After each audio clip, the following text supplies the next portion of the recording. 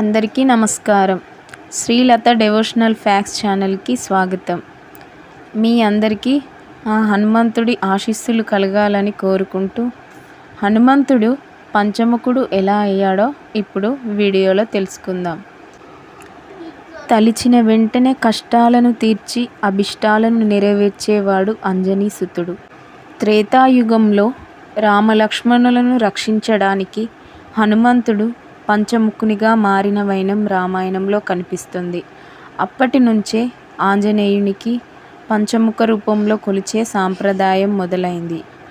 మైరవన వృత్తాంతం ప్రకారం రావణుడు సీతను అపహరించడం, సీతను తిరిగి అప్పగించమంటూ రాముడు పంపిన రాయబారం బెడిసికొట్టడం మనకు రామాయణంలో తెలుసుకున్నాం.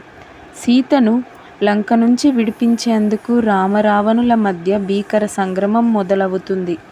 రాముడిని సాధారణ మానవుడిగా భావించి పోరులోకి దిగిన రావణుడు యుద్ధం గడుస్తున్న కొద్దీ తన సేన తగ్గిపోవడంతో ఆశ్చర్యపోతాడు. అతని కుమారుడు ఇంద్రజిత్తు సైతం యుద్ధంలో నేలకొరగడంతో భయపడతాడు.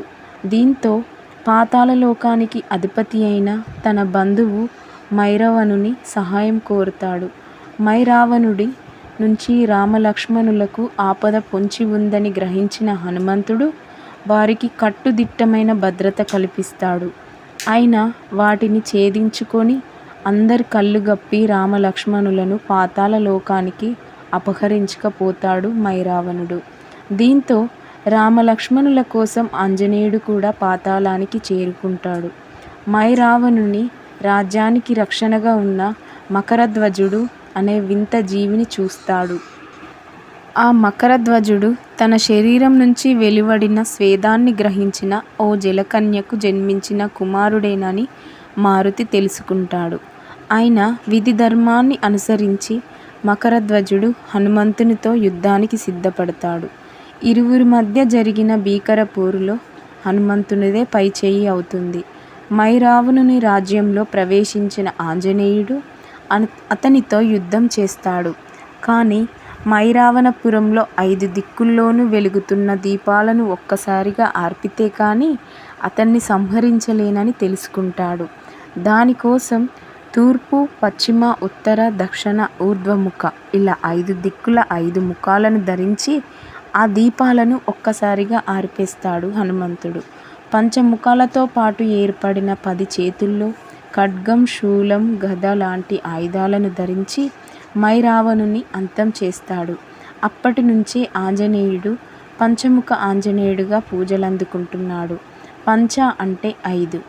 5 అనే సంఖ్య పంచభూతాలకు సంకేతం. మానవుడు 5 కర్మేంద్రియాలతో ప్రపంచంలో మనుగడను సాగిస్తూ 5 జ్ఞానేంద్రియాలతో ఈ సృష్టిని అర్థం చేసుకుంటాడు. స్వామివారి పంచముఖాల్లో ఒక్క మోమది ఒక్క రూపం. దక్షిణాన నరసింహుని అవతారం, పశ్చిమాన గరుడ ప్రకాశం, ఉత్తరాన వరాహ అవతారం, ఊర్ధ్వముఖాన హయగ్రీవుని అంశ. అలాగే ఈ 5 రూపాలు మనకి అభయాన్నిస్తాయి. ఇక ఆంజనేయ స్వామి తోకకు గంట ఎందుకు ఉంటుంది?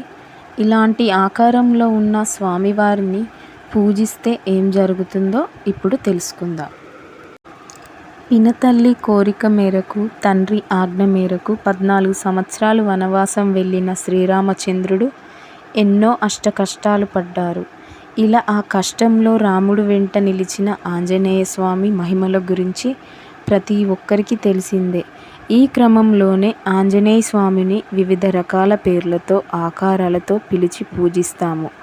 ఇలా ఆంజనేయ స్వామి ఆకారాలలో ఒకటి స్వామివారికి తోకకు గంట ఉంటూ భక్తులకు దర్శనం కల్పిస్తుంటారు.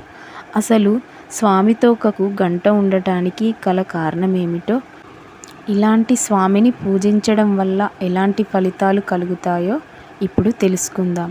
తండ్రి ఆజ్ఞ మేరకు వనవాసం వెళ్ళిన శ్రీరామచంద్రుడు అక్కడ సీతాపహరణ జరిగిన విషయం మనకు తెలిసిందే. సీతాపహరణ జరిగిన తర్వాత వానరుల సైన్యంతో శ్రీరామచంద్రుడు లంకపై యుద్ధానికి వెళ్తాడు. అయితే ఈ యుద్ధంలో పాల్గొనడం కోసం ఎంతోమంది వానరులు వారి కుటుంబ సభ్యులకు బాధతో యుద్ధంలో పాల్గొనటానికి వెళుతూ ఉన్న సమయంలో శ్రీరామచంద్రుడు తన కోసం వీరి ప్రేమను త్యాగం చేస్తున్నారని భావించి అక్కడ ఉన్న వానరులకు మాట ఇస్తారు. యుద్ధ భూమికి ఎంతమంది అయితే వానరులు వెళ్తున్నారో అంతేమంది తిరిగి వస్తారు. ఎవరి ప్రాణాలకు ఎలాంటి హాని జరగకుండా తీసుకువస్తానని శ్రీరామచంద్రుడు మాట ఇస్తారు. అయితే ఈ యుద్ధంలో 1000 సింగాలిక అంటే మరుగుజ్జు కోతులు పాల్గొంటాయి. ఇలా యుద్ధ భూమిలో భయంకరంగా పోరాటం జరుగుతున్న నేపథ్యంలో శ్రీరామచంద్రుడు అతని సైన్యం రావణ సైన్యాన్ని మట్టుపెడతారు. ఇక చివరికి మిగిలింది కుంభకర్ణుడు, రావణాసురుడు మాత్రమే. కుంభకర్ణుడు భారీ దేహంతో ఎంతో పెద్దదైన రథంపై కూర్చొని యుద్ధ భూమిలోకి అడుగు పెడతాడు. ఈ క్రమంలోనే రాముడు తన బాణంతో కుంభకర్ణుని సంహరించగా ఆయన కింద పడుతున్న సమయంలో చెయ్యి రథానికి తగులుతుంది. ఇలా కుంభకర్ణుడు చెయ్యి రథానికి తగలగానే రథానికి అలంకరించి ఉన్న ఒక గంట కింద పడుతుంది. ఈ గంట కింద సింగాలిక వానర సైన్యం పడటం వల్ల ఒక్కసారిగా చీకటి కమ్ముకుంటుంది. బయట ఏం జరుగుతుందో కూడా తెలియని స్థితిలో ఉన్న ఆ వానర సైన్యం వారి గురించి పట్టించుకునే వారే లేరని రాముడిని ఇష్టానుసారంగా మాట్లాడుతూ అవహేళన చేస్తారు. యుద్ధం ముగిసిన తర్వాత వానర సైన్యాన్ని లెక్కించమని శ్రీరాముడు సుగ్రీవుడికి చెప్పగా వారిలో 1000 మంది తక్కువగా వస్తారు. మరొకసారి లెక్కించాలని చెప్పడంతో మరొకసారి లెక్కించిన సంఖ్య తక్కువగా ఉండడంతో స్వయంగా రాముడు రంగంలోకి దిగి వారి కోసం వెతకసాగుతాడు. ఇలా ఆ 1000 వానరుల కోసం వెతుకుతున్న సమయంలో శ్రీరాముడు చూపు ఆ గంటపై పడుతుంది. వెంటనే శ్రీరాముడు హనుమ అని అనగా అతని మనసులో భావం అర్థం చేసుకున్న ఆంజనేయుడు తన తోక ద్వారా గంటను పైకి లేపుతాడు. ఇలా గంట కింద 1000 మంది వానరులు ఉండడంతో లెక్క సరిపోతుంది.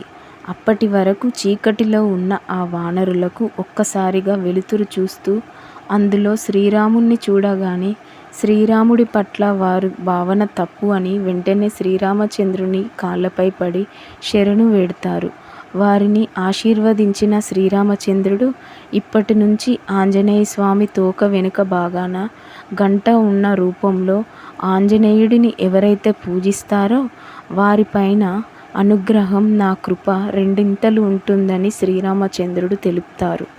ఆంజనేయుడు తోక వెనుక భాగం గంట ఉండటానికి అసలు కారణం ఇదేనని రామాయణం చెబుతుంది.